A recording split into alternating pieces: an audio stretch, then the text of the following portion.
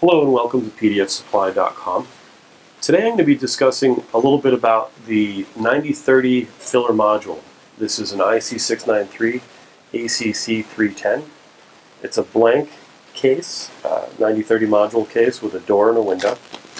And I've had several questions from folks asking about if there's any real-life purpose for this module, this blank module, if it has any real application. It has a couple applications I'd like to discuss, but before I do that, I'm going to describe the rack that I have in front of you guys. It's an IC693CHS397 rack.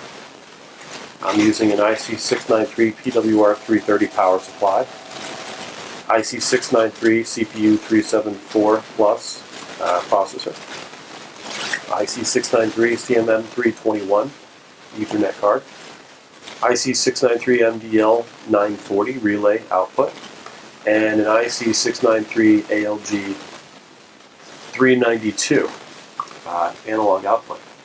Now, so a couple of the applications, one of them, of course, the least valuable application is cosmetically, it could look better to have a complete rack by having this filler module in place.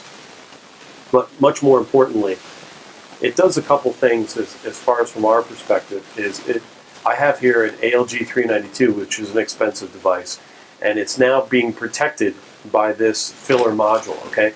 So anything that could possibly impact the side of my ALG392 is now a bit more secure by having this filler module here.